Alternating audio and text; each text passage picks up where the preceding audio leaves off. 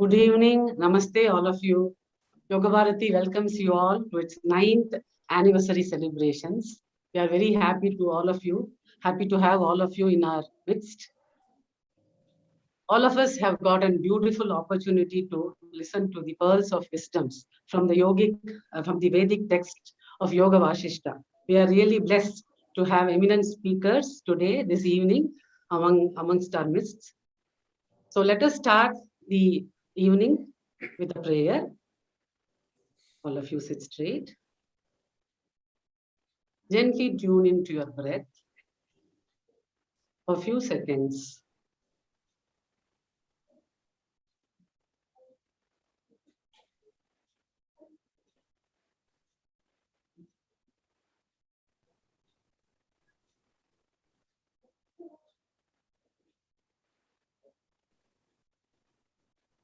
Let us chant one round of Omkara as we exhale. Inhale. Om.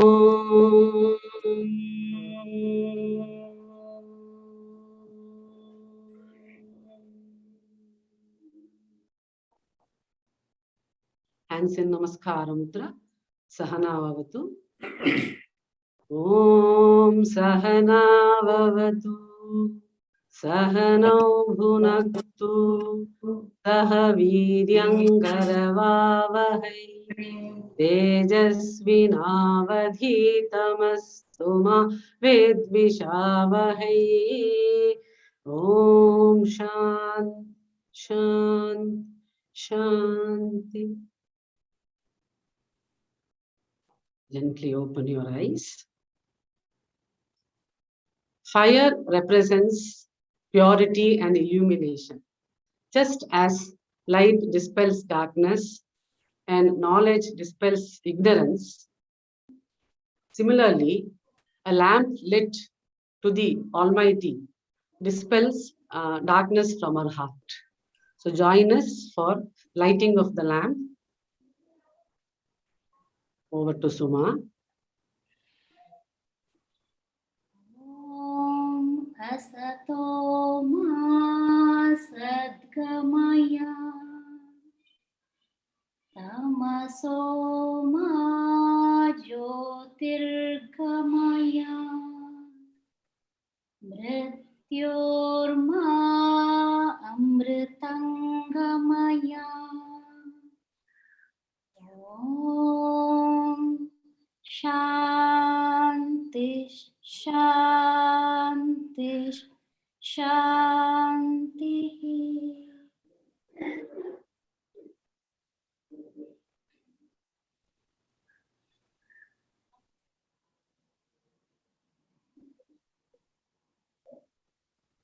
Thank you, Suma. Now, over to Dr. Shubha, who will give a brief introduction about Yoga Bharati and introduction about our eminent speakers for this evening.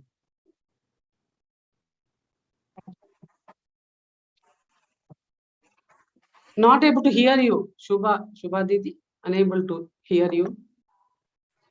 Myself, am I still not audible? Yes, now it is. Yeah. Okay, thank you, Vidya, and a very warm welcome to all those who have joined in for this evening's session. All of you are waiting eagerly to listen to this pearls of wisdom of the ancient text of Yoga VAsishta from our eminent speakers. Before that, let's just have a sneak look at what Yoga Bharati stands for all of us. Okay. Yoga Bharati is a non-profit voluntary organization with a vision of enhancing health, happiness, knowledge, and peace at various levels of existence of physical, mental, intellectual, and spiritual state. How do we do this? Through a holistic approach. It was started in the year of 2001 under the able guidance of Yogashri N.V. Raghuram by a group of passionate Indians. Our mentor, guru, as well as our spiritual guide, is the founder, N.V. Raghuramji. At Yoga Bharati, we follow the particular principles of practice established by sage Patanjali, who has given us the most valuable Yoga Sutras. Swami Vivekananda also is one of our guiding principles, or whom we do follow here. Swami Vivekananda, a man of great vision, determination, and magnetism. Our vision is Sahanau Bhunaktu. May we nourish all with health, happiness, and through holistic yoga. We have certain vibhagas or divisions of Yoga Bharati, the first being the Seva Vibhaga. The vision here is to educate and guide people and achieve positive health and positive well-being through holistic health. Understanding the holistic approach of yoga helps us. We are associated with NGOs, we are associated with government schools, and we do sessions here free for in the government schools, for these NGOs, for the school for the deaf, school for the blind. This is under the Seva Vibhaga. The Swasthya Vibhaga. In this section, various yoga classes, professional workshops on different health ailments, stress management workshops, yoga retreats are all organized. Through the pandemic, through the lockdown period, initially and later too, we've had our dedicated teachers conducting online sessions on different types of yoga, even particularly Yoga Nidra, which has been very useful for during the period of pandemic for those who've been stressed, conducting workshops on Trataka, on emotional well-being. All this have been under the division of the Swasthya Vibhaga. Yoga Bharati also has a Shikshana Vibhaga. In this, Yoga Bharati brings a wealth of the knowledge of yoga through yoga teacher training courses. Since the year of 2015, we've been conducting yoga teachers training courses. We've successfully trained 8 batches of students as yoga teachers in holistic yoga. And the last batch, which we've currently just finished, was a completely online course, which has been successfully done. And we have one of the students here today with us too. She'll be doing an invocation song for all of us, Sheshapriya. Okay. And let me now introduce the speakers. Vidya, do we have the speaker introduction and then Sheshapriya singing the invocation? No, Sheshapriya can continue with the invocation and then you can introduce the speaker. Okay. Thank you. Sheshapriya, over to you. Yes. Sheshapriya, just a minute. Yes. Is your video on? Yes.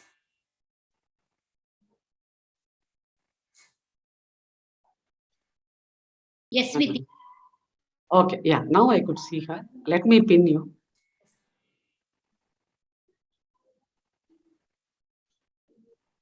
You can start.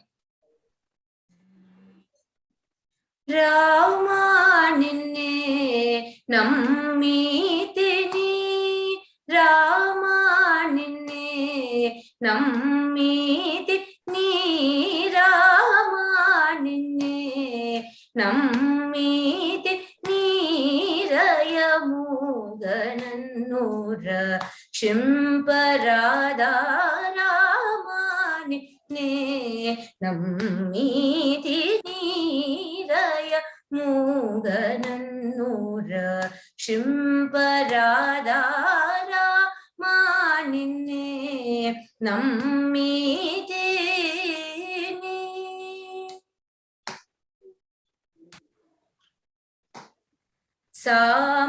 Samanyulanu ఆశ్రయించగనే సామాన్యులను ఆశ్రయించగనే సామాన్యులను ఆశ్రయించగనే సామాన్యులను ఆశ్రయించగనే ఏత నగరావాసుడౌ Saketa నగరావాసుడౌ Saketa నగరావాసుడౌ Rama ನಿನ್ನೆ ನಮ್ಮೀತಿ ನೀರಯ ಮೂಗನನ್ನೂರ ಕ್ಷಿಂಪರಾಧಾರ ಮಾನಿನ್ನೆ ನಮ್ಮೀತಿ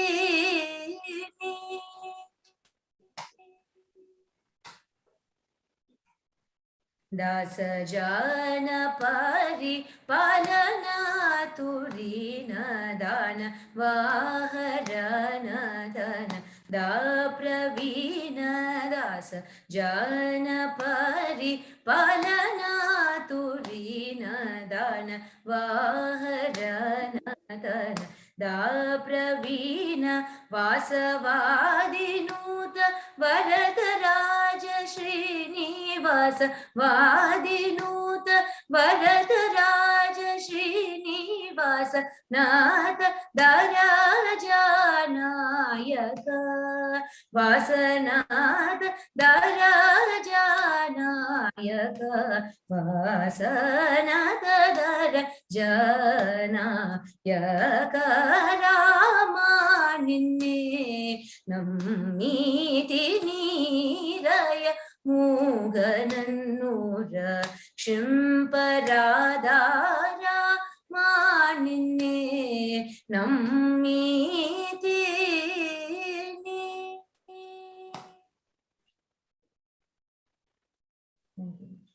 Thank you, Seshapriya.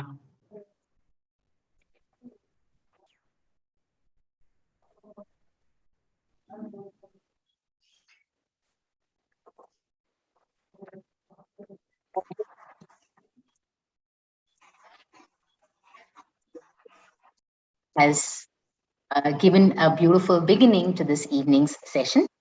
Let me continue with the introduction of our eminent speakers for this evening. Let me start with Dr. B.G. Ramakrishna, who is the first of the speakers this evening. Dr. B.G. Ramakrishna is the Vice Chancellor of S. Vyasa University from the year of 2019, February. He is the Vice President of the Central Council of Indian Medicine, Dean of Life Sciences, as well as the Director of School of Yoga and Naturopathic Medicine at S. Vyasa. He stood first throughout his BAMS degree. He won gold medal and the Karnataka State Award as University Topper. He has more than 35 years of teaching experience at both the undergraduate and the postgraduate levels. Armed with 40 years of rich experience of practice in integrative medicine at the Atreya Health Paradise, Bangalore, he served as Professor, HOD, and Director of Postgraduate Studies, the Principal of Sushrita Ayurvedic Medical College and Hospital, Bangalore. His experience in the field of research for more than 20 years.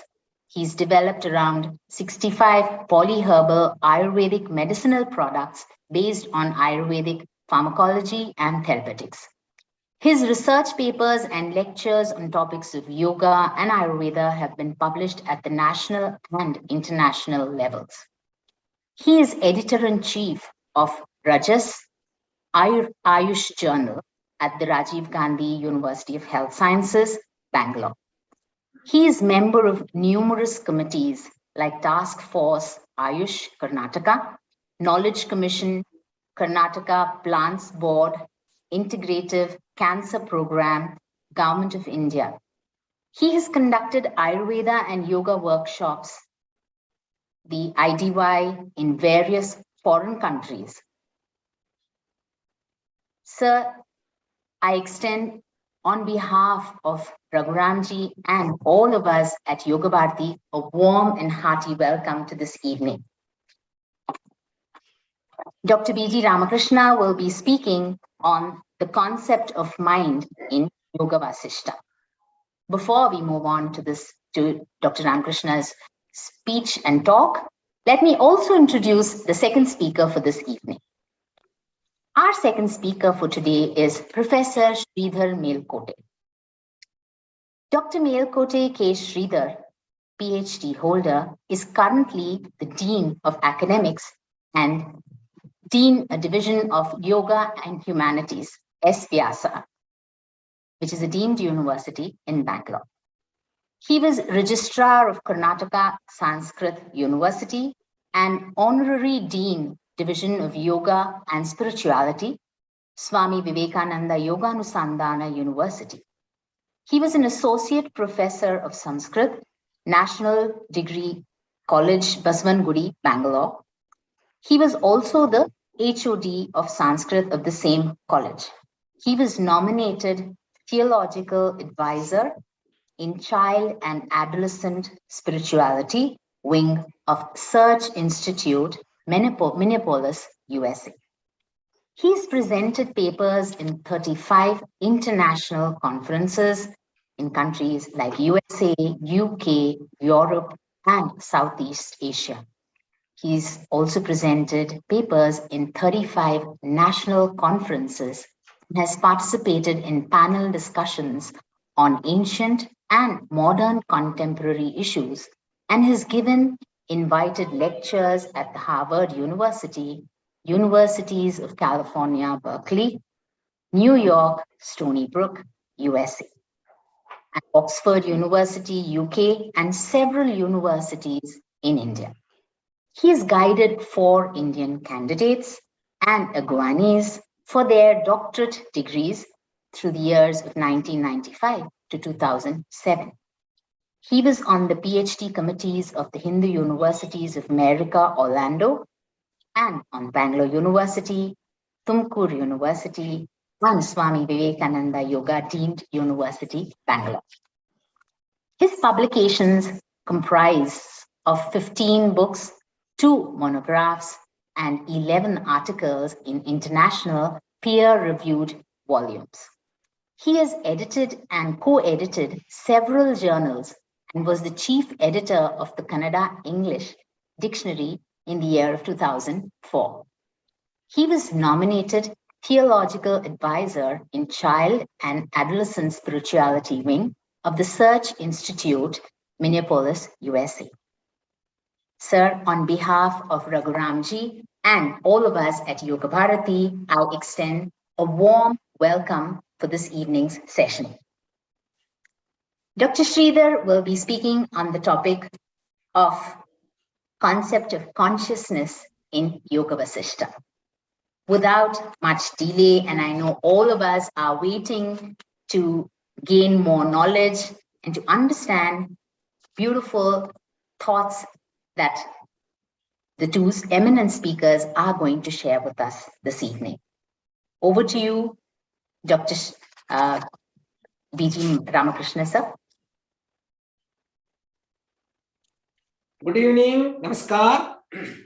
Adarniya Raghuramji, I express my heartfelt pranams at your holy feet, and I am fortunate to be a speaker on this beautiful platform, Yoga Bharati.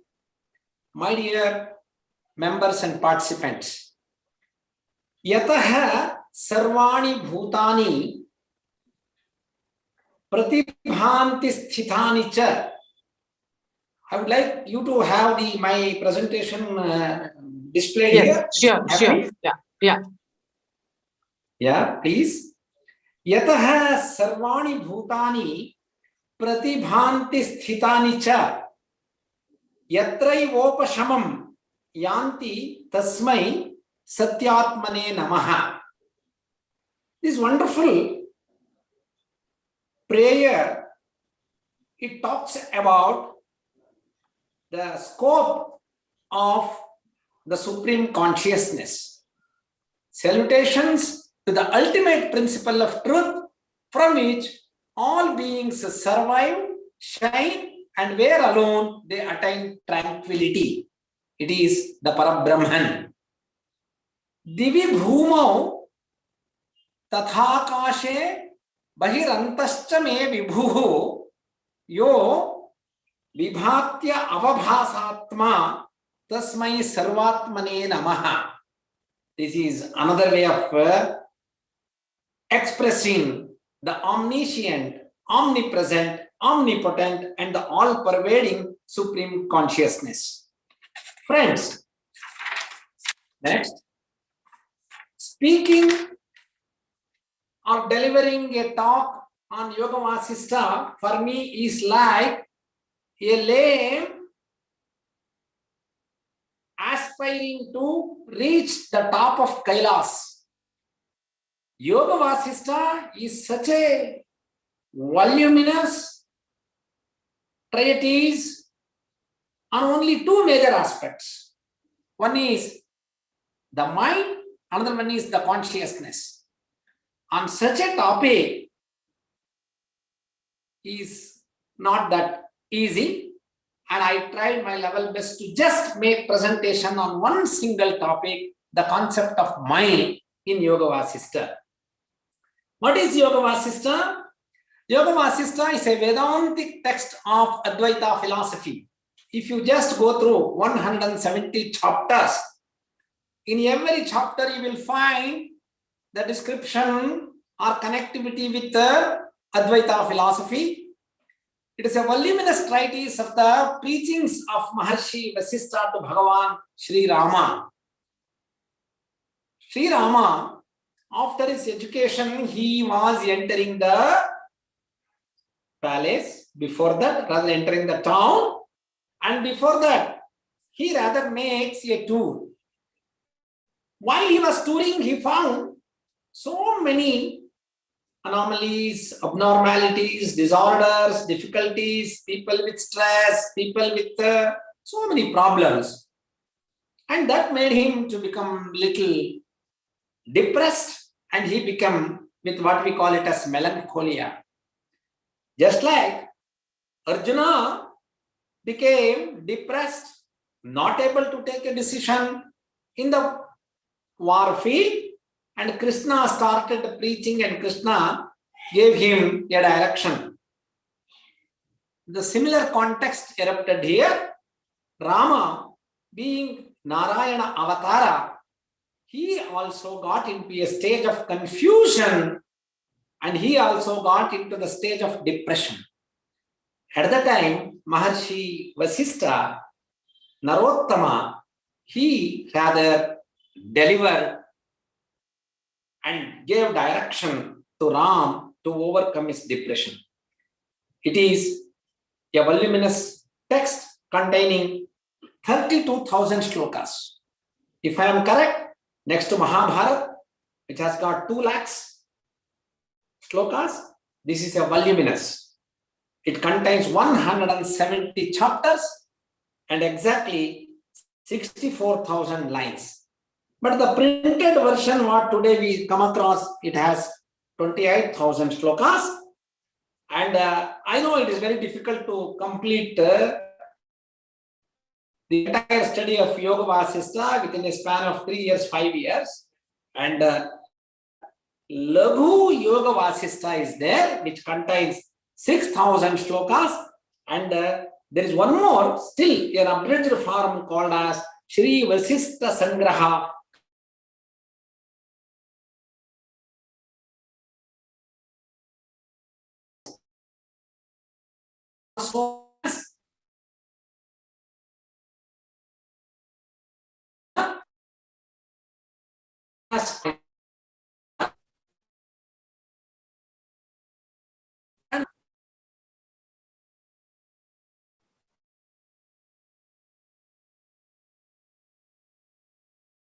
And Vasishta.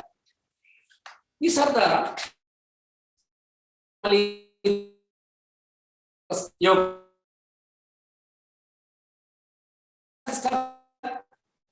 Vasishta is one. Actually, it talks about different issues, different topics. Yoga VAsishta philosophy is called as Ajatavada, or doctrine of unborn. Who is that unborn? Atma Jyotihi Chidananda Rupi Nirgunaha Parastvatma Sattva Bhuta Gunendriyahi Chaitanyam Karanam Nityam. He is Ajata, Amrita, Nirvikara, Sarvajna, Sarvachara, Sarvashakta, and Sarvantaryami, none other than the Supreme Consciousness. Yoga VAsishta is purely a philosophical treatise and upholds Advaita Siddhanta.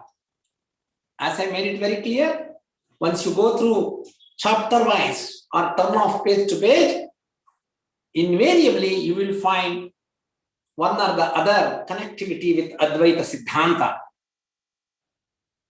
And all of you are aware the 5 most important statements you will come across.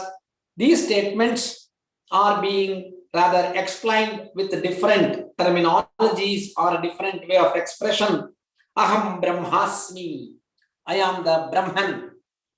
I am Atma Brahma. This self is Brahman.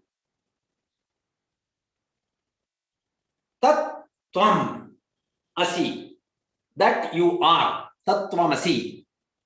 Sarvam Khalvidam Brahma. All this is the Brahman.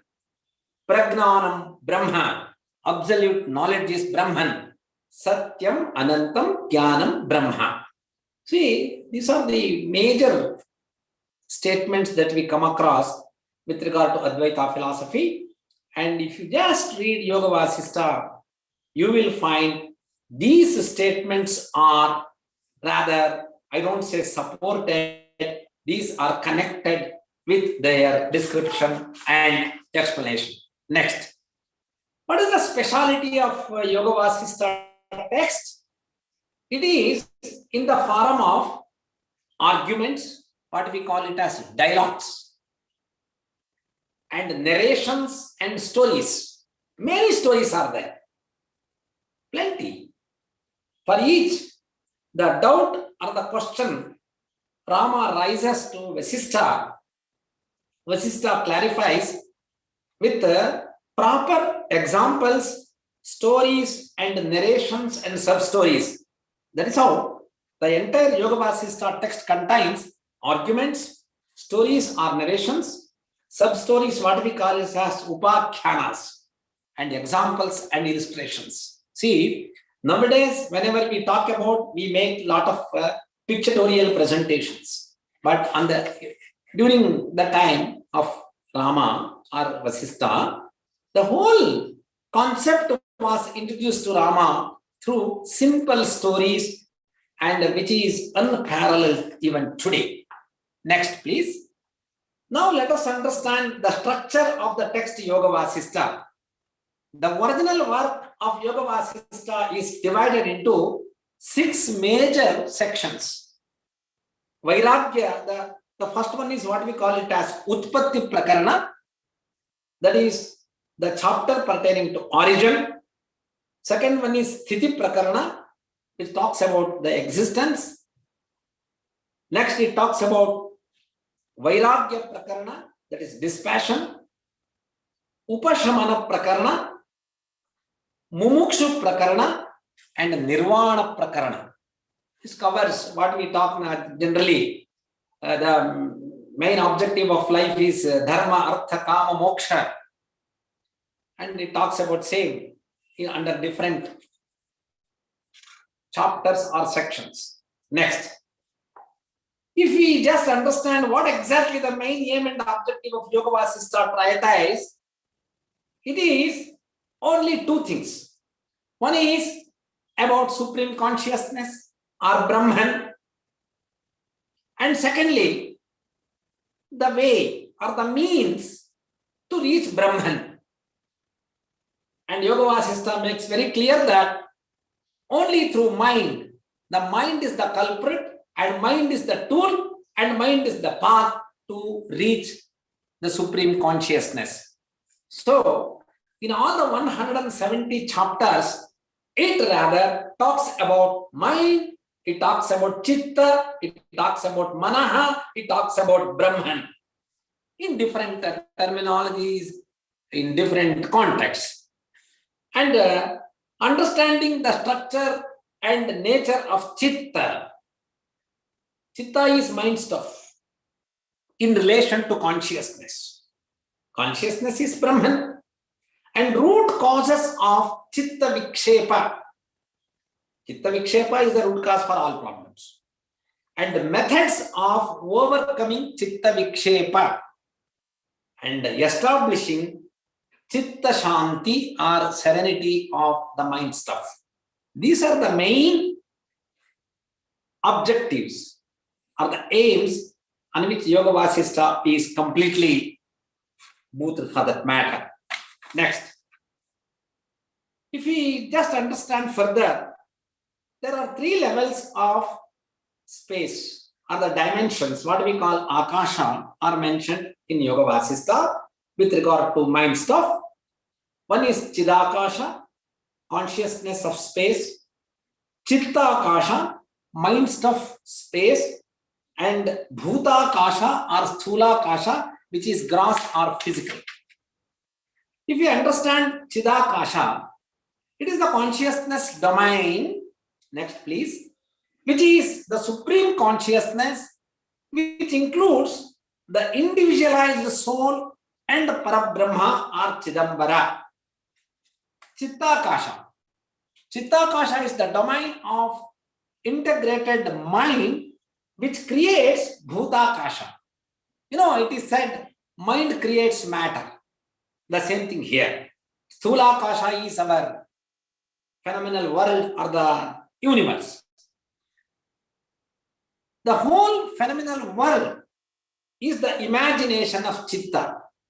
If there is no mind stuff, nothing can be understood, nothing can be substantiated, nothing can be proved, nothing can be rather achieved. And this mind stuff works through manas, that is the mind, buddhi, intellect, ahankara, ego, and indriyas, our 5 senses. Next, please. Chittakasha. It is said, Mano bhavati bhutatma taranga iva varidhehe teneyam indrajala shrihi jagatim pravitanyate. It rather highlights about how the mind stuff works. The mind assumes the executive status of consciousness, that is bhutatma, just as the wave arises from the ocean. By that, the jugglery of worldly splendor is spread. It is called as Indrajala. It is said, Sarvam Manomayam Hi Jagat. We say, Panchabhutatmikam Idam Jagat.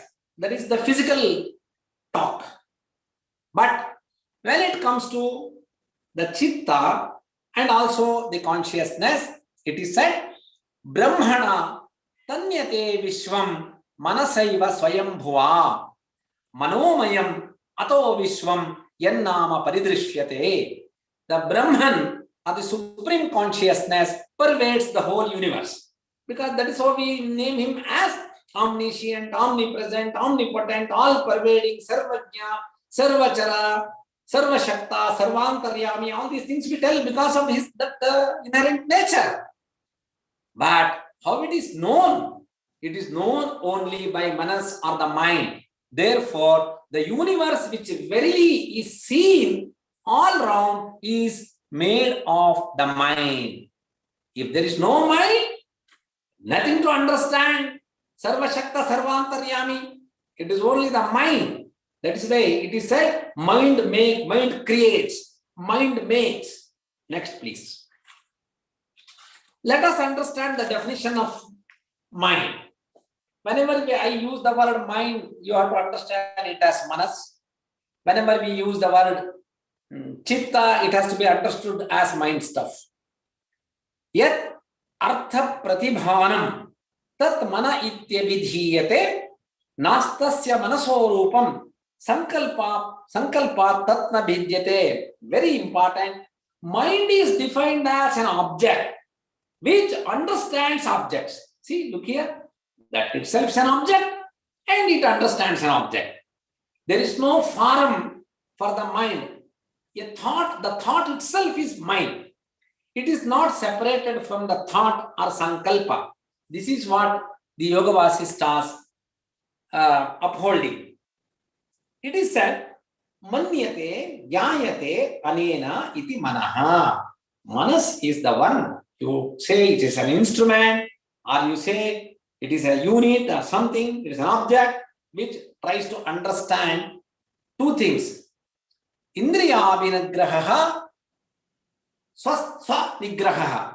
The mind has two important major aspects. It controls our senses and it controls itself. There is no master for manas. The manas is controlled by manas. But there is difference from Ayurvedic perception. We say anutvam atha ekatvam manasah smrito. There are two qualities for the mind, which is atomic in size. Definitely atomic means non-visible. And ekatva. Ekatva is oneness in its operation. Always we feel that the mind can think of several objectives at a time. No, it perceives one after the other, but in such a velocity and the speed which cannot be calculated. The scientists have calculated the speed of the light, the speed of the sound, the speed of in which the air flows, but the speed of the mind is not. It is impossible, because in a fraction of a second it goes everywhere. And that's why it is said, Anutram atha ekatvam dvaugunaha manasah smrito. It is said, Chintyam vicharyam uhyam sankalpamevacha. These are the functions of mind. Chintya, vicharya, uhya, dhyeya, sankalpa, and adhyavasaya. And the mind has been synonymous severally in Yoga VAsishta. Avidya samsritihi chittam bandho adgyanam manaha tamaha iti sankalpajalasya namanyetani raghava. See, the name itself indicates the nature of the mind. Avidya, samsriti, chitta, bandha, attachments, ajnana, ignorance, and mind, that is manaha, and tamaha, lack of knowledge. All these are the different synonyms that is being used to understand the mind in different contexts. The mind has three qualities. The fundamental, the basic qualities: sattva, rajaha, tamaha. Tamaha sattvam rajascheti tasya dehaha trayaha smrutaha. In Yoga VAsishta, Vasishta says these are the three bodies of the mind: sattva, rajas, tamaha. All of you know, rajas is called as rosham shatvat rajaha, kalyanam shatvat sattvaha, and tamas is for moham shatvat. Mohamsha is ignorance. So when one discards these three gunas, or the thoughts, attains the status of supreme consciousness, what we call it as gunatita. So our ultimate objective is attaining moksha, or becoming one with Brahman, or attaining nirvana or kaivalya. But to go to that kaivalya state, what is that required? You have to see that the three qualities of mind are totally destroyed. Until and unless the qualities of mind are not destroyed, there is no question of becoming one with the supreme consciousness, because he is nirgunaha. Nirgunaha parastvatma sattva bhuta gunendriyaihi chaitanyam karanam nityam. Therefore, to reach an entity or a place where everything is free of guna, you should become nirguna. Therefore, you should understand the gunas. Next, methods of, and for that, you have to keep your mind in absolute calm. Manah prashamana. Nahi chanchalatahinam manaha vachana drishyate. Chanchalatvam manodharma vannehe dharmo yathošnata. Mind means chanchalata. That is why in Bhagavad Gita he said, chanchalam hi manah Krishna. Chanchalata. Chanchalata is the inherent characteristic of that mind. The moment you remove that chanchalata, your avidya is lost, ignorance is lost, and your gunas become completely devoid, and only one step ahead to become one with supreme consciousness. Manah prashamane rama moksha eva vasishyate. Once you become free from these gunas and once you remove the chanchalata of the mind, only one step is left out. That is what Vasishta says. Manah prashamane Rama moksha eva vashishyate atrate shrudu vakshami vrittantamimam uttamam. He narrates further. Liberation only remains with the quenching of the mind. In this matter, I tell you, that's what Vasishta tells.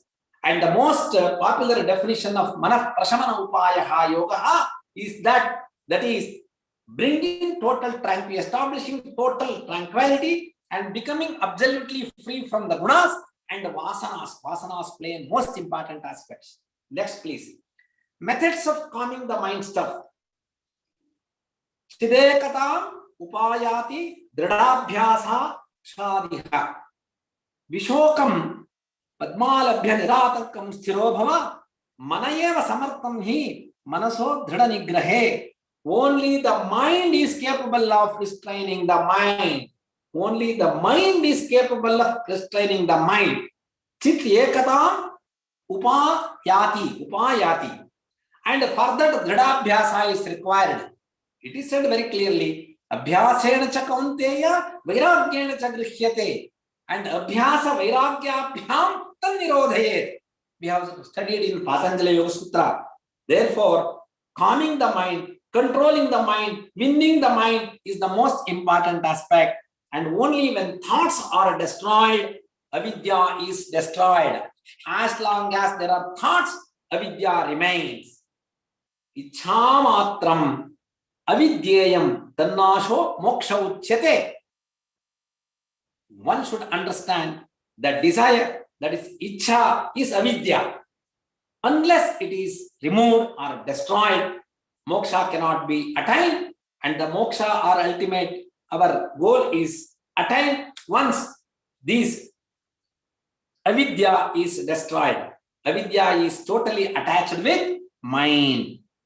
Naham brahmeti sankalpat sudrudat bhadyate manaha sarvam brahmeti sankalpat sudrudat muchyate manaha. So beautiful. By the firm mental resolve, I am not Brahman, that is supreme consciousness, the mind is bound. Unless you reach a state of Advaita philosophy statement, what we narrated, Aham Brahmasmi, Sarvidam Kalvam Brahmasi, Sarvidam Brahmasi, Ayam Atma Brahma. Unless you attain that state, you can never attain moksha. One can attain moksha when one perceives that all is Brahman, then the mind is liberated. Automatically the mind becomes totally nil or inactive or whatever, still, and moksha is only 1 foot left from that state. And prashanta manasaha swasmin bhavatyeva sukhe sthitihi. When the mind is calmed, there attains his own happiness. Tada drishtuhu sarupe avasthanam.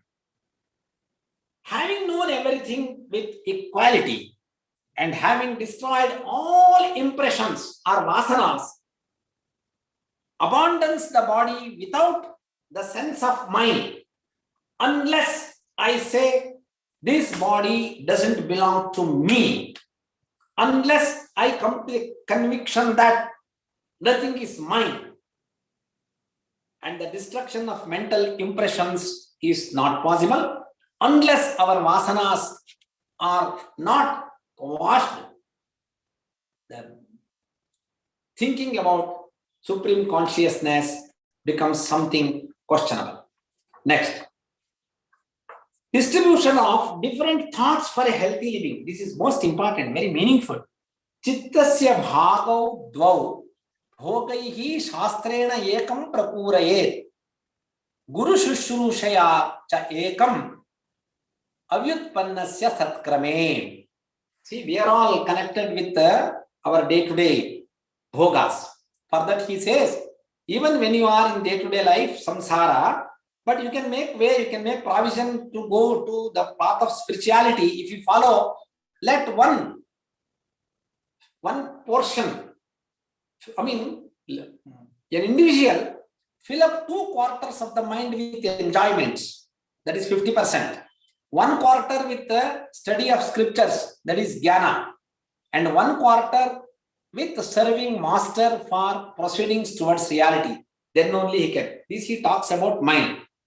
In Ayurveda, it is said, Annena kukshe dvavamshav sthanena ekam prapurayet ashrayam hi pavanadinam chaturtham avasheshayet.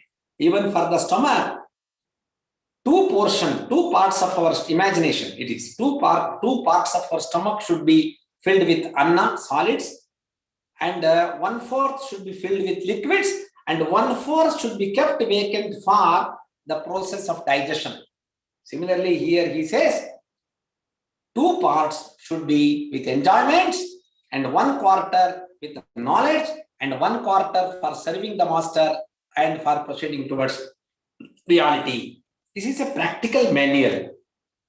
Yavat sarvam na samtyaktam tavat atmana labhyate atmavalokanaartham hi tasmat sarvam parityajet. So long as everything is not completely renounced, the self is not perceived, you can never understand, you can never realize what is your strength. Therefore, for the sake of perceiving or self-realization, one should give up everything. Everything means all the thoughts. Now, how to become one with Supreme Consciousness? Abhyasena parispande prananam kshayamagate manah prashamamayati nirvanam avashishyate. When the prana becomes still, by practice, the mind attains calmness, that is nirvana, and nirvana is left behind. It is said that slow down the breath, calm down the mind. Always we believe the theory that we should breathe slow, steady, longer, less number, never fast. So, unless you slow down your breath, you can never calm down. That's what he talks about. Now, we are coming to the last. How to calm the mind again? Yoginaha chitta shantyartham kurvanti pranarodhanam. Kumbhaka practice is the most important. Chittasya utpatti aparam vasana janitam shrunu. Yogis practice the restraint of prana to tranquil the mind. Kumbhaka practice plays the most important aspect to calm down the mind. Yavat naliyate chittam tavat hi vasanakshayaha nakshina vasana yavat tavat chittam na shamyati. As long as the mind is not dissolved, so long there is no destruction of mental impressions, your vasanas will never disappear. As long as mental impression is not destroyed, until and unless you remove, cleanse all your vasanas, so long the mind is not extinguished. Therefore, one has to regularly practice what is called as Kumbhaka, and only through that technique you can calm down the mind, and you can see that all our vasanas are totally released. Yogastaha kuru karmani sangham tyaktva phalani cha. In Bhagavad Gita we read Yogastaha kuru karmani sangham tyaktva dhananjaya. The same similar statement is here. Perform actions or duties established in yoga, that is karma yoga here, having renounced attachment and the desire for fruits or results of such actions. So unless you practice this, it is impossible, and we can never think of what's so called as moksha. Therefore, Yoga VAsishta has given us the clear direction that the mind is everything. No doubt, our objective, our aim is to reach the Supreme Consciousness. To reach the Supreme Consciousness, manayema mula karanam manushyanam bandha mokshayoho. Therefore, let us have absolute control on the manas and follow the principles of Yoga VAsishta. Namaskar. Dhanyavad.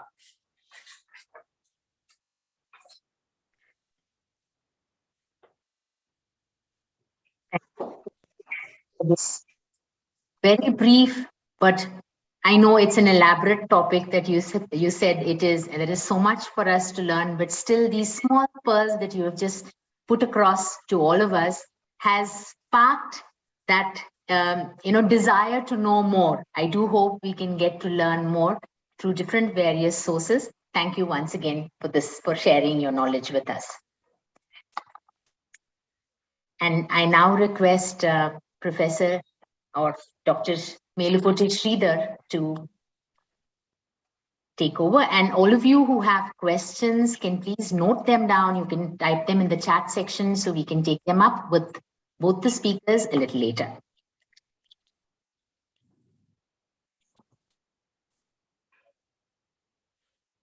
Sir, can I share your presentation?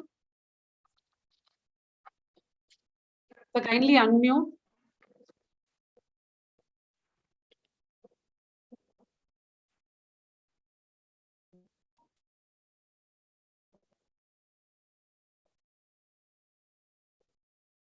Sir, you are muted.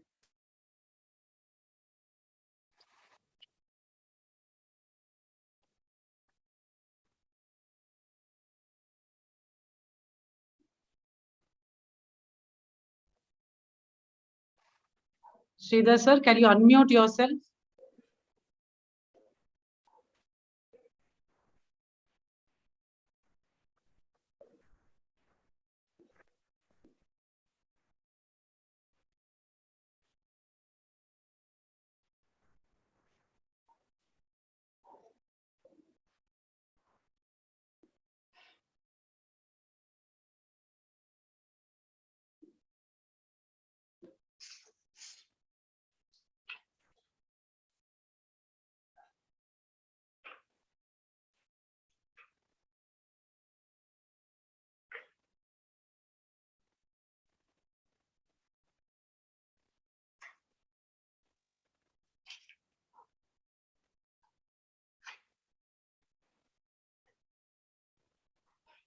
Sreedhar sir, can you unmute yourself?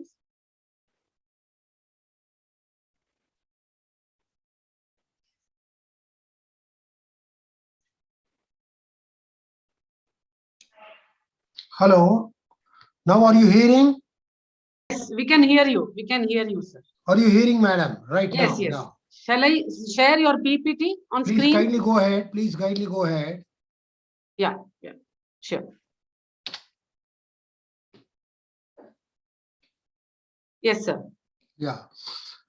Namaste, Dr. Raghuramji, Pranam, and to all the office bearers of the Yoga Bharati and also the participants in this 9th year celebrations of Yoga Bharati and special lectures on the Yoga VAsishta.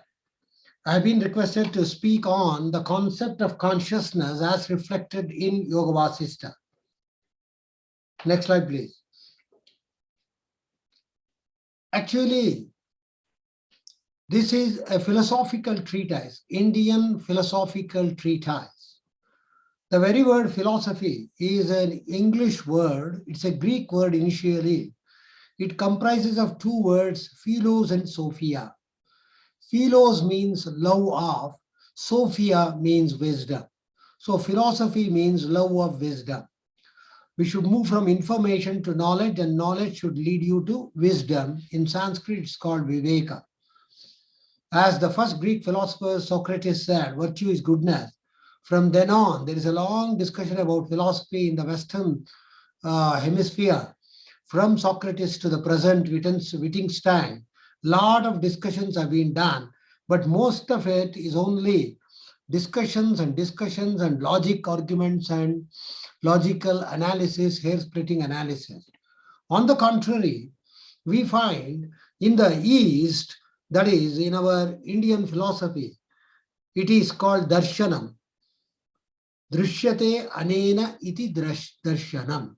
Drishyate, that which is seen or experienced or introspected, is called darshana.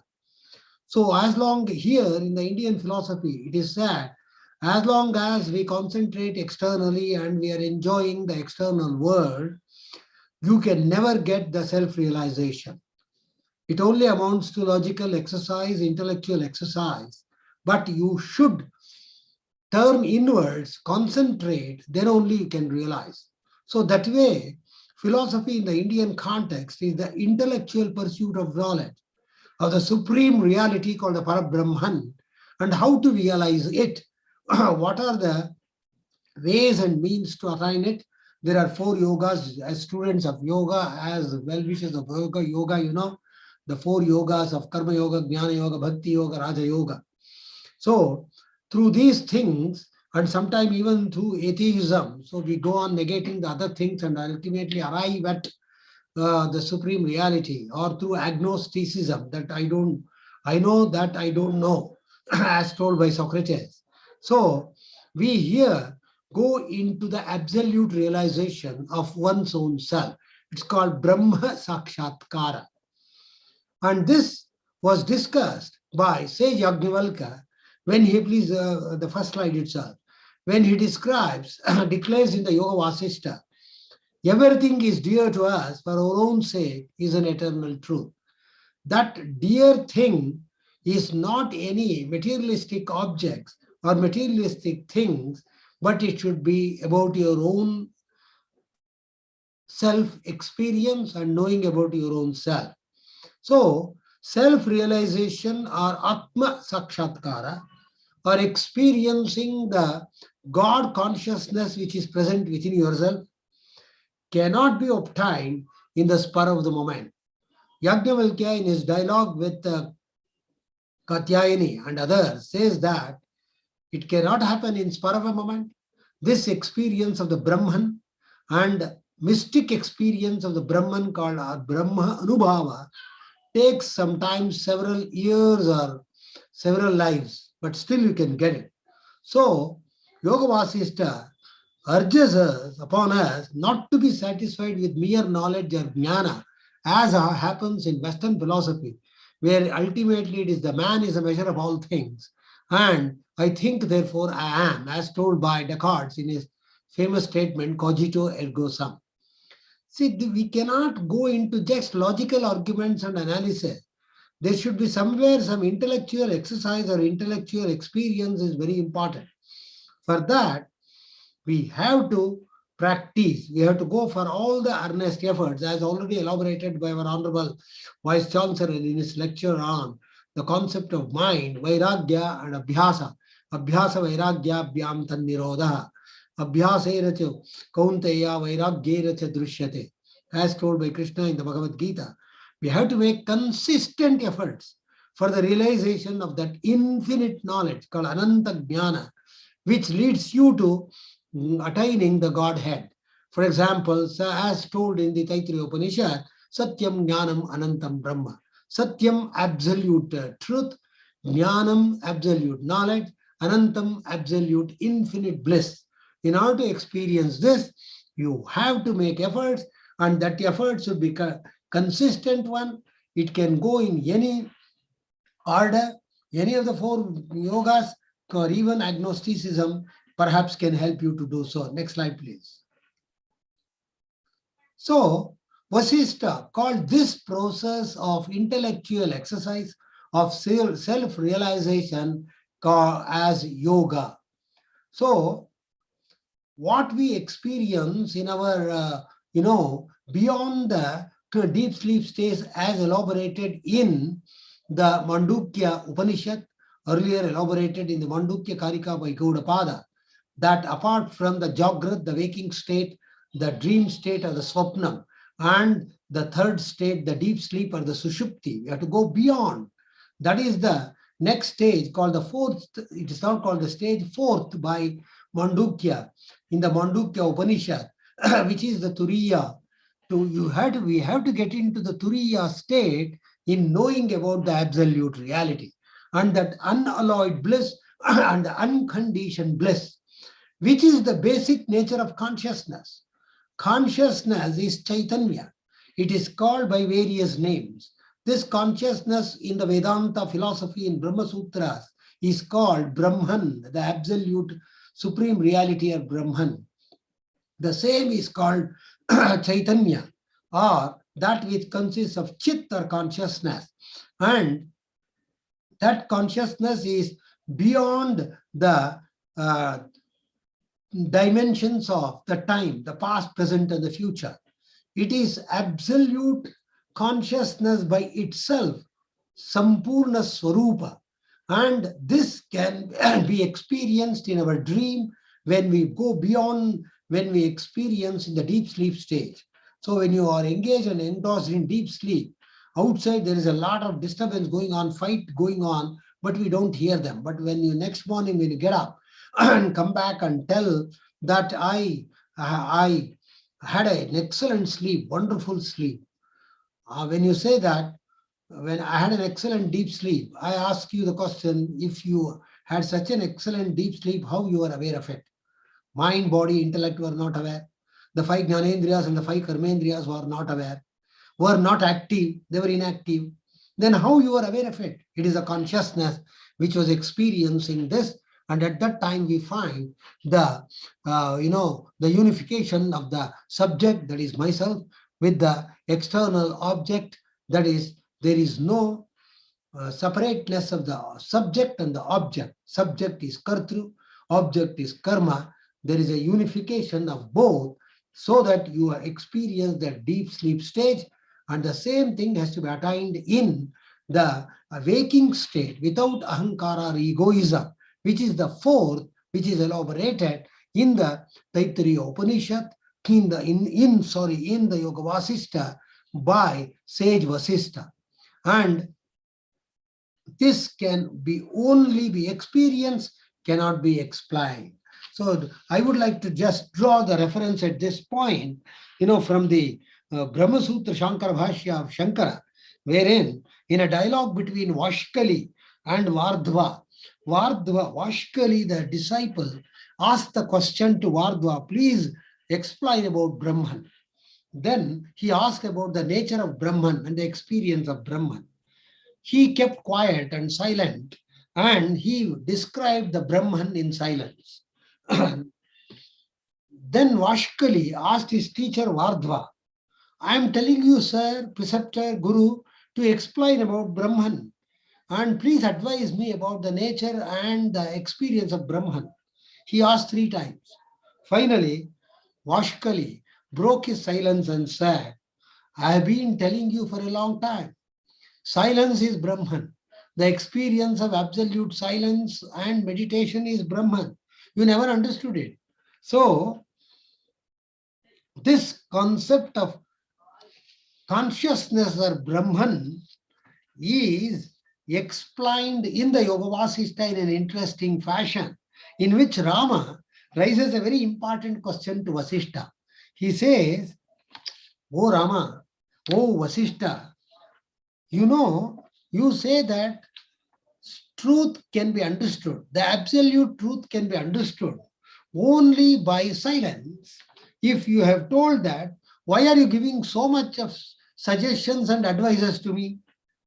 And you could have resorted to silence when I asked the question. See, Rama is asking a multi-million-dollar question, to which Vasishta replies, oh dear Rama, if I had kept quiet and if I had remained silent, the people would have thought me as an ignorant fool.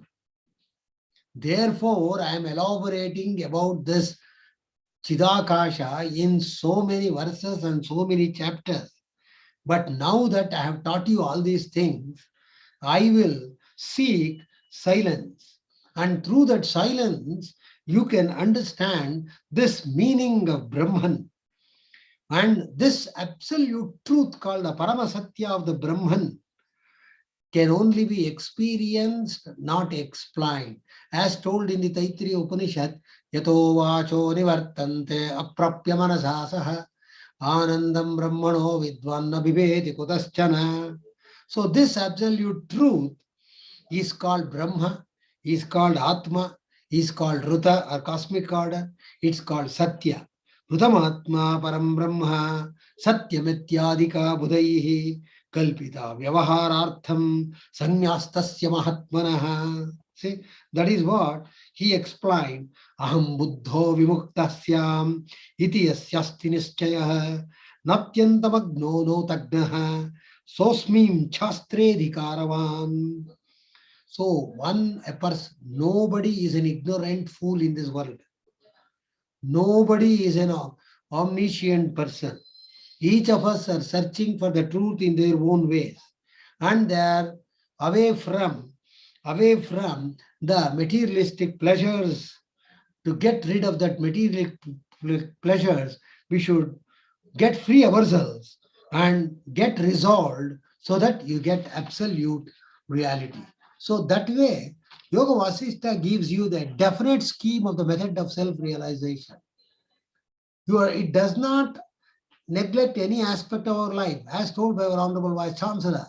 Mind is very important to understand the supreme reality. If there is no mind, how can you understand? This mind or chitta, which is a combination of several things like chit are a part of consciousness, manas, mind, buddhi, intelligence, or Swami Vivekananda calls this as determinative faculty in his Raja Yoga, ahankara or egoism, and smriti or remembrance. All these five comprises of chitta according to Hatha Yoga Pradipika. All these should be dissolved in Brahman. Only when these are dissolved in Brahman, you can experience it. Till then, duality exists. So human life, according to Yoga Vasishta, has three aspects: physical, mental, and spiritual. Physical is body, consisting of our body with 5 motor organs and 5 sense organs. My mental dimension of life consists of mind, buddhi, ahankara. Spiritual is beyond these things. So we have to get the subconscious state. The same spiritual thing is called subconscious by modernists and by Western psychologists such as C.G. Jung, Erich Fromm, and others. The subconscious is a storehouse, smriti, of so many ideas and thoughts and experiences from the first birth of our life, which Jung calls it as archetypal phenomena, archetypes. So this has to be understood. Second is our conscious state, in which we live in our mental way of life of thoughts, emotions, and desires. All these have interconnections and intimate connections with each other: physical, mental, intellectual, emotional, and spiritual. Panchatattva, Panchakocha Viveka, as elaborated by our Honorable Chancellor Nagendra ji in his lectures, which comes in Taittiriya Upanishad. So, in order to have the absolute experience, what we should do? Free ourselves from the limitations of the body, deha, mind, manas, and subconscious self. So then only you can experience this self-realization or Atma Sakshatkara. Next slide, please. So, therefore, Vasishta suggests to us 3 methods to realize that Supreme Godhead which is present in us. And it is based on our temperament because, as elaborated in the Gunatraya Vibhaga Yoga of the Bhagavad Gita, there are 3 types of people: Sattvic, Rajasic, Tamasic. It depends. These are present in us. All the 3 are present in us based on our education, upbringing, and our heredity, vasanas, mental impressions. It expresses itself in different ways.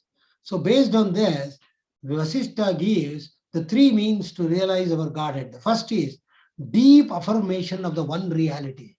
You should have absolute faith in yourself. If you lose self-confidence, then how can you get self-realization? Absolute confidence in yourself first. Secondly, absolute confidence that there exists an ultimate reality which is responsible for the cyclic fashion of change and permanence. So that is the first one. The second is controlling of the mind. Manah prashamarupayaha yogamitya vidhiyate. This mind, which is like a monkey, has to be checked and controlled. As in one of the Subhashitas, it is said, Markatasya surabanam madhye vrustika damshanam tanmadhye bhuta sancharam yadva tadva bhavishyati. So this mind is like a monkey. Look at the plight and the nature of the monkey. And this monkey has drunk alcohol, and a scorpion has stung it, and a goblin or a devil has entered. Look at the plight of that monkey. That is the nature of our mind. So that mind has to be checked and controlled. And one should establish this control of the mind with consistent practice and with the help of a guru. This is the second one. Then stop the movements of the vital breath or prana. Prana is the psychic breath. Prana is the psychic thing which is responsible for the dynamic activities of our manomaya kosha, of our body and the mind. So this prana is responsible for the activities outside, so that we become rajasic in nature, and that has to be checked and controlled. We have to exercise, as told by our Honorable Vice Chancellor, practice the Rechaka, Kumbhaka, Puraka systematically. Then only you can have the, you can go near the God. So if anyone among these three is fully accomplished by you, you can know it, then the other two follows automatically. So Vasishta always prefers the second mind. His whole of Yoga VAsishta, which is in the form of a dialogue between a pupil and a student, is more and more of control of the mind. How to control this mind? The mind has an elaborate thing, sankalpa. It is conviction. The mind engages in conviction, sankalpa. So then it engages, and the soul, the Atma directs the mind to get into sankalpa. And this sankalpa, through that sankalpa, we engage in these activities of the world. Sometimes we do vikalpa, which amounts to demeritorious activities, or meritorious or demeritorious. Meritorious papa, demeritorious punya. So you engage in such good, bad, and ugly activities. For that, he says, Vasishta says, of all the three methods mentioned by me, the control of the mind is the best, because it is comparatively easy to effect, and soon it leads to peace or shanti. That is what he says. Next slide, please. So for this to happen, Vasishta elaborates and says, you should have a conviction of one reality. And that one reality, I have already described what is that definition of Brahman. You should be in that feeling of Brahman. It is elaborated by Shankaracharya in his Viveka Chudamani. Lakshachutam chedyadi chittamishat bahirmukam sannipate tatastaha pramadata prachuta keli kandukaha sobhana pankto patito yathatata. Means, imagine you're playing a game of ball, you're holding the ball in your hand, and it suddenly slipped. You are imagine that you are standing, you are in the first floor, and you have just climbed the steps, you missed the ball, and it slowly comes down step after step. And as it rolls down the flights of the steps, and finally it touches the ground. In the same way, if you lose the sight, if you lose the target called the lakshya, and if you are more interested in external experiences, the external thoughts, ideas, which are coming continuously to you, then we go down. We lose our sight, we fall from the grace, and we fall from all these realistic activities. So for that, you should have the Brahma Bhavana, feeling of the absolute reality of the Brahman. And you should know that this self becomes ultimately the infinite whole, Anantam Akilam, by asserting itself to be that of Brahman only, and nothing more and nothing less.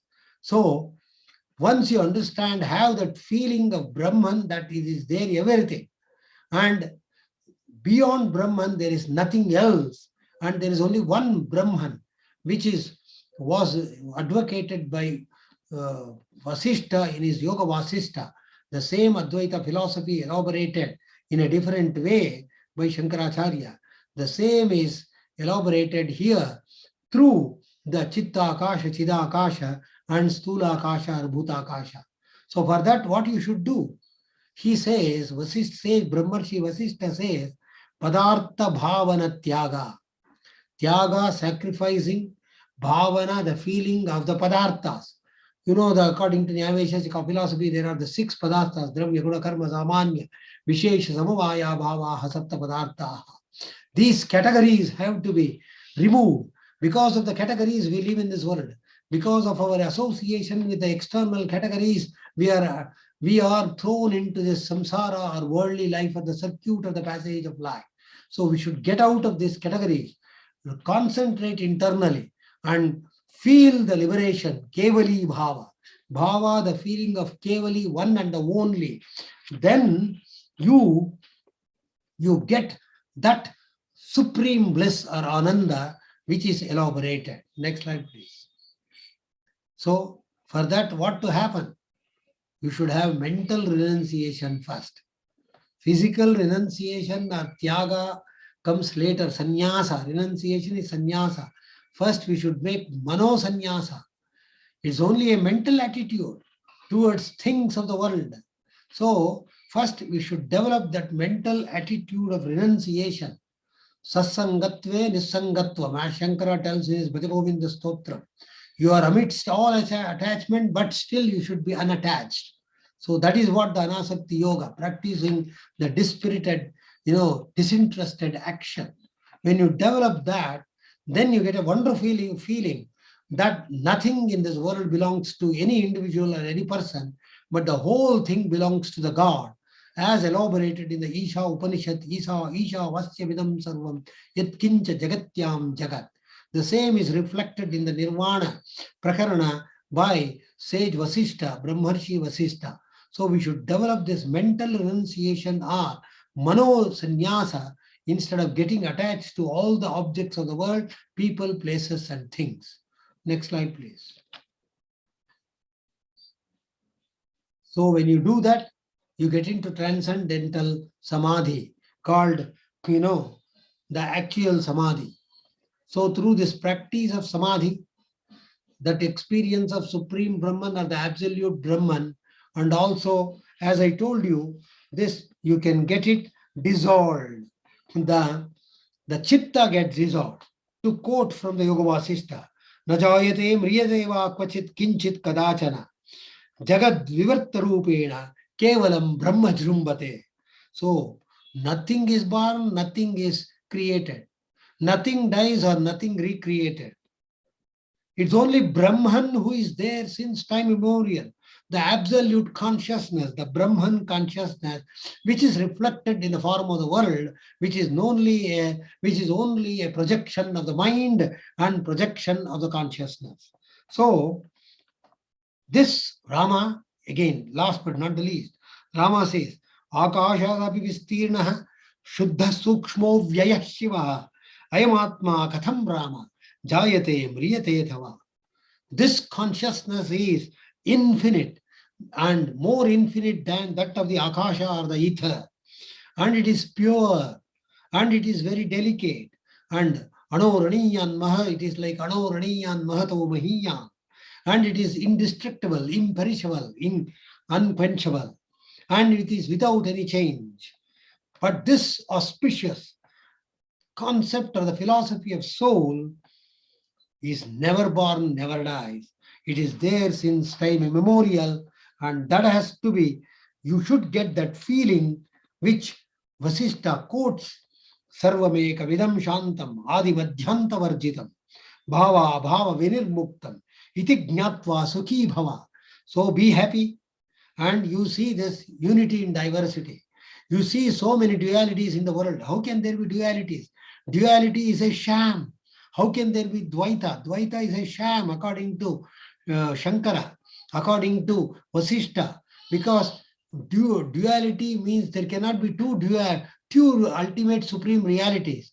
That is, it becomes superfluous. He says all these unity in diversity, all these are nothing but the one and the same form of the supreme Brahman.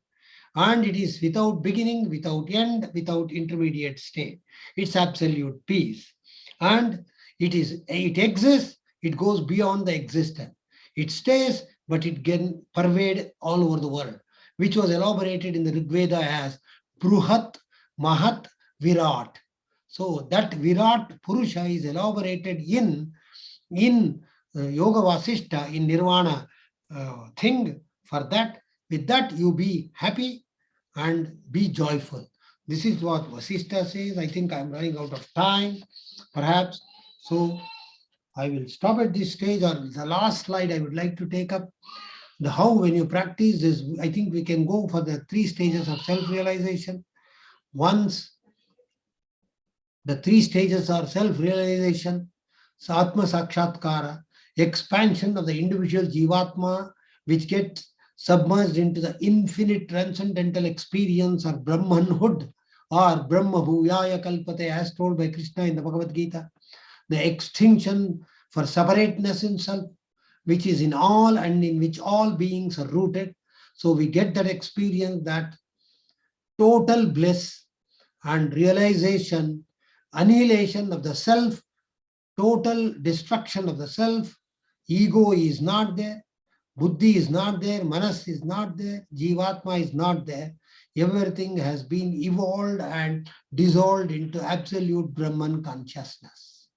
This process may be completed, as Brahmarshi Vasishta says, O Rama, it can happen in one's life, or it may extend over several lives, as told by Krishna in the Bhagavad Gita, Bahuni me vetitani, Janma, Bhavat Arjuna. So both of us have spent hundreds of lives. I remember every life, you don't remember the previous life. So we should get into that. And with that, it is possible for us to enjoy and experience the Brahman consciousness.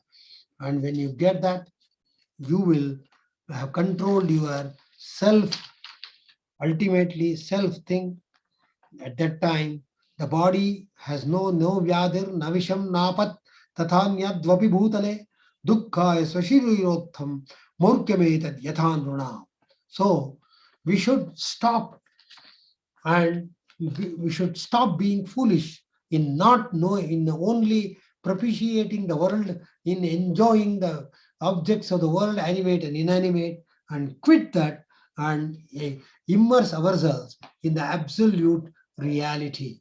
So this is what I just wanted to tell you in this session about the concept of consciousness as elaborated, which is a lifetime experience. I have only given you a one drop in that immortal ocean of Yoga VAsishta. I offer my grateful thanks to Raghuramji and to all the office bearers of the Yoga Bharati for giving me this rare opportunity to share few of my thoughts. Namaskar, Dhanyavad. Thank you, sir, for sharing your profound insights on concept of consciousness. Raghuramji, can you please sum up in 2-3 lines the concept of mind and the concept of consciousness for the benefit of all of us?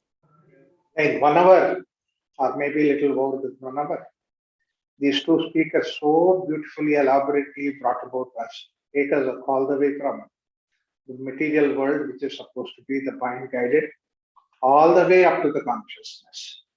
And in such a huge text, 32,000 shlokas are there.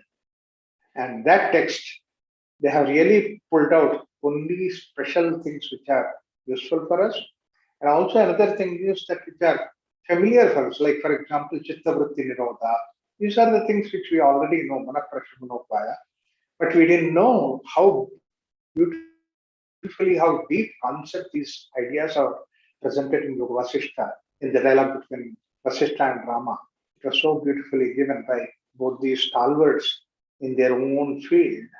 So I'm really thankful to the way that they have put the whole thing together. I was always wondering, they are giving them such a short time.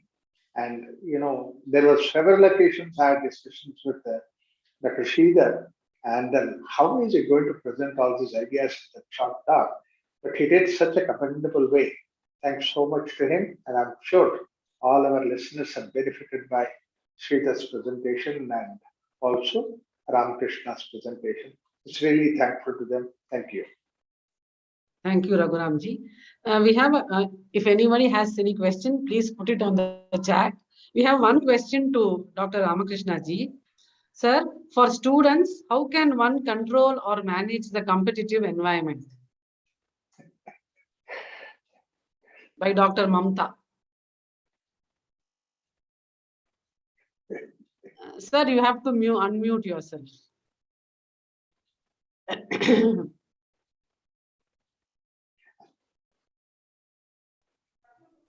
Yeah. The question is right for both of them because that they are connected with the university, handling thousands of students. I'm so happy about that question. Sorry, I think 1 minute, 1 minute. Yeah.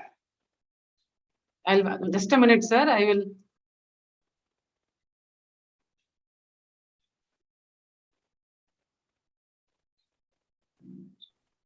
Yes, sir. Now you can. Now you can, sir. Unmute yourself. Yeah. Sorry. Yeah, you are holding my prana. How can I? Okay, what is the question, please? Yeah. 1 minute. For students, how can one control or manage the competitive environment? See, your mind works only in a competitive environment, that you remember. If you are not in the competitive environment, the mind goes to tamas, inertia. From the tamas, you have to come to rajas, that is the dynamic. And once you are in rajas through yoga technique and through any path, you can go to sattva, the next dimension. And don't stay in sattva itself. Ultimately, as I mentioned it very clearly, you have to go beyond gunas. You should become gunatita. So therefore, stay in the competitive world, be competitive, then you must change the track from tamas to rajas, from rajas to sattva, and finally from sattva to nirguna. So therefore, keep on doing. You will definitely develop an attitude. See, it is something like you go on hitting and beating an iron, a golden metal, and it attains a shape, it attains a shining, glittering, finally it becomes into a beautiful jewel. Similarly, go on practicing yogastha kuru karmani sangham tyaktva dhananjaya. Keep on doing. Then automatically you will become competitive and finally you will attain what you want. Thank you, sir. The next question, mind like a monkey and then a scorpion was mentioned. What is the scorpion's analogy? Oh, so beautiful. This question is for Sreedhar. Kindly unmute. I have, yeah. Sreedhar sir, kindly unmute. Yeah. Yes. Okay. Actually, this is a verse which comes in Sanskrit Subhashita. Here, the nature of the mind is explained. And it is compared to the problems faced by the monkey. Initially, it's a monkey, but it does not stay in one place. It moves here and there, jumps and goes on in every place. To such a monkey, imagine if it has drunk an alcohol and a scorpion bites. Scorpion, when a scorpion bites, what happens? I think Dr. Ramakrishna sir should tell. Kalidasa tells in his Malavika drama, Dehaha Sima Simayate, he says. In Kannada, we say Jumujumu. It's a burning sensation. That is what is happening to a monkey when it is stung by a scorpion. That means it can neither sit quiet nor it can jump. It is in such a continuous state of chaos. The body and the mind is in chaos. And the same way, when the goblin or the devil enter its mind, it engages in devil's activities. So that is the nature in which it is compared. It is not in any way correlated with any of the other buddhi, ahankara. Can I add a little more sentence? Please. Sridharji. Ramji, please. Mind represents man, basically. That means to say we are chanchala. Added to that, we forgot our nature. That's what is drunk. Yes. Exactly. And it is, we are bitten by the vasanas outside. Yes, vasanas. My God. Yes. Then what will happen to that mind? Exactly. That was so beautifully given in Subhashita. Yes. Actually, one is our toothache, another one is this allergy. The pain means Even the labor pain can be tolerated, but our toothache cannot be tolerated. Similarly, itching. That itching is definitely associated with two manifestations. One is burning and pain together is called itching. So imagine, so a monkey with this type of this thing is equivalent to mind, our chanchala manas. Thank you, sir. The next question to Sreedhar, sir. What is Manas and Chitta? Are they both same? Shriya S has asked.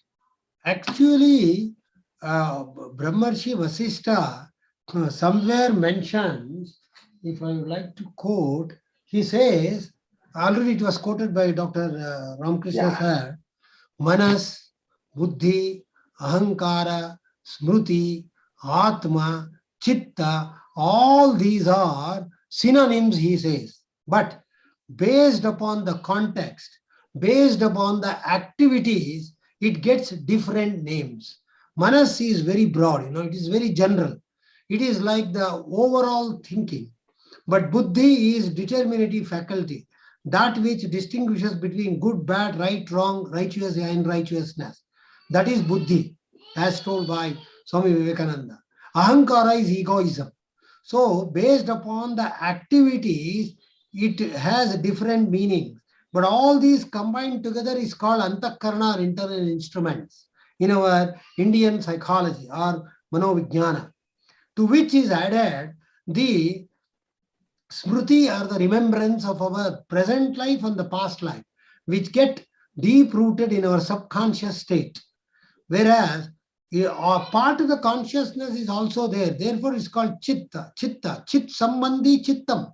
Chit is consciousness. A part of the Chit or consciousness is present in this Chitta. So therefore, Swami Vivekananda never translates Chitta as mind.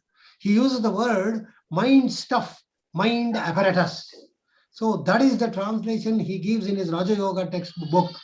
So that way, depending upon the context, situations, and activities, the same mind or same Chitta reflects in many ways or various ways.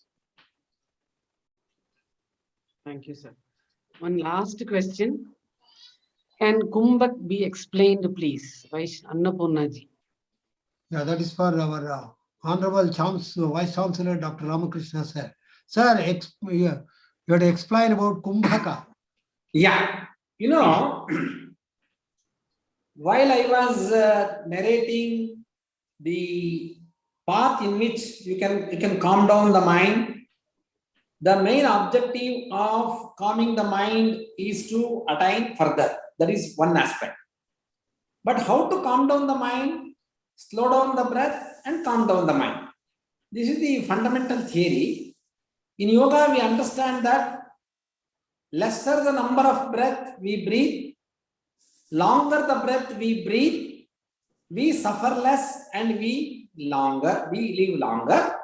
Shorter the breath we breathe, more the number of breath we breathe, we suffer more and we live shorter. And we have several examples to that extent. A turtle or a tortoise or an elephant lives longer than a rabbit or a pigeon. It all depends upon the breath rate and the type of breathing. So that is known to all our yoga practitioners. When the mind can become still, see, our objective is to the chanchalatva, which is an inherent quality of mind, has to be stilled.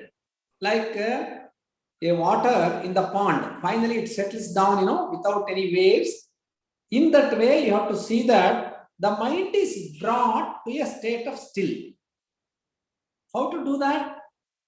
Kumbhaka. Kumbhaka means slowing down first. It is not exactly holding the breath. Initially, you have to slow down the breath, practice anuloma, viloma, these pranayama techniques, slow it. You can experience, even after practicing sectional breathing, you go into yogic breathing using your abdomen, chest and the clavicle region together, definitely your breath rate comes down less than 10.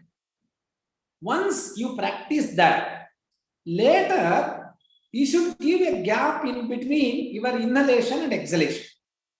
So Kumbhaka is of two types, as all of you know. After having taken full breath, you will hold it to that extent where the mind wave starts settling. You should not just hold it by force. Okay. During the Kumbhaka stage, the thoughts have to settle. The objective is that you should make it. It is not mechanically holding the breath. While you hold your breath, while you do not breathe it, while you make your breath slow, and bring it to the still stage, your thoughts become totally still and no thought. So therefore, Antar Kumbhaka and Bahya Kumbhaka. Having taken full breath, you can hold and you can see that the thoughts are made still. And when you exhale it out also, you can experience that at that stage, no thoughts. I have seen people practicing Kumbhaka. I have seen one Swamiji, he entered into the pond, just like walking, just like Duryodhana, he walked, he went into the pond in order to escape. Similarly, I had seen in Bangalore itself, about 5 years back, that Swamiji, just he walked into the pond and he stayed there for 48 hours and afterwards he returned. Then people asked us, sir, how it is possible? He said, I practiced Kumbhaka Pranayama. I brought my thoughts into a still stage. I don't know about my breath.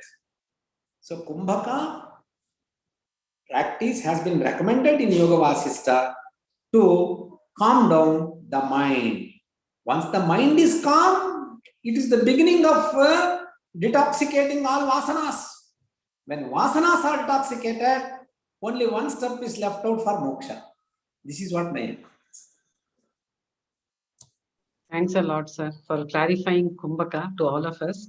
Now, there are some questions from YouTube as well. One last, I will take it up. Sreedhar sir, kindly explain once again the example given by you. Ball is coming or dropping from steps. Can you kindly repeat, madam, the question? Yeah, sure. Sreedhar sir, kindly explain once again the example given by you. Ball is coming or dropping from steps. Oh, yes. This does not come in, actually it comes in the Viveka Chudamani, I think so. See, there Shankara says, how are we going to, there is a, how do we fall down from our target? It comes in Viveka Chudamani. Lakshachutam chedyadi chittabhisham bahirmukam sannipate tatastataha pramadata prachuta kelikandukaha sopana pankto patito yatha tatha. In the sense, Shankaracharya is telling in his Viveka Chudamani, imagine a player is playing with the ball. He has climbed the first floor. He has already climbed the steps, playing the ball on the flights or the steps, and he has not missed the ball. He reaches the top, the first floor. Suddenly, then he will lose sight of that ball because he concentrates elsewhere and the ball falls down.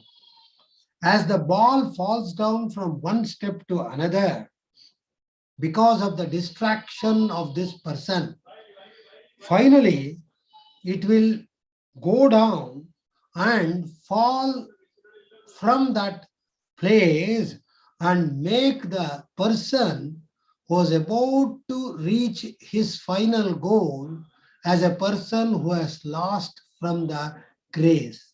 It's a fall from the grace. The example I give you is as elaborated in the, actually in the Vibhuti Pada and the Kaivalya Pada, various experiences and various powers of yogis are described. For example, in Kaivalya Pada, Sutra number 24 to 52.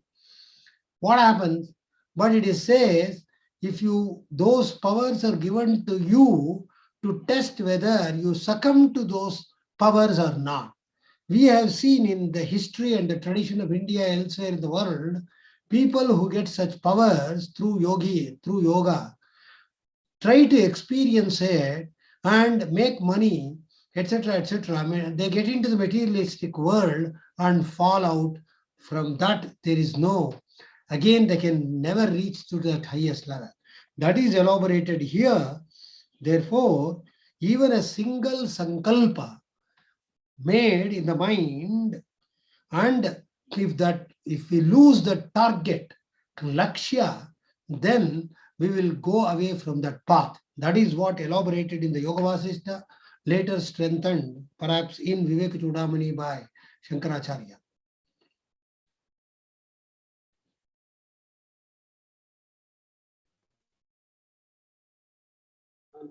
Thank you, Sridharji. I think we can wind up the session. Yes. Raghuramji, you have anything to say? Anything to share? Thank you. So let us wind up the session with the Shanti Mantra. All of you. Gently sit straight. Hands in Namaskara Mudra. Eyes closed. Om Sarve Bhavantu Sukhina. Sarve Santu Niramaya. Sarve Bhadrani Pashyantu. Ma Kaschit Dukkha Bhag Bhave. Om Shanti Shanti Shanti. Thank you. Namaskar. Thank you Dhanyavad. all for joining us. Thank you, Raghuramji. Thank you, Thank you. Raghuramji. Thank you, Madam Vidya Ramani and others. Thank you. Thank you. Thank you, sir. Thank you. Namaskar. We shall meet tomorrow, Yes, tomorrow. Thank you. 6 o'clock. Thank you. Thank you, sir. Thank you very much. Welcome.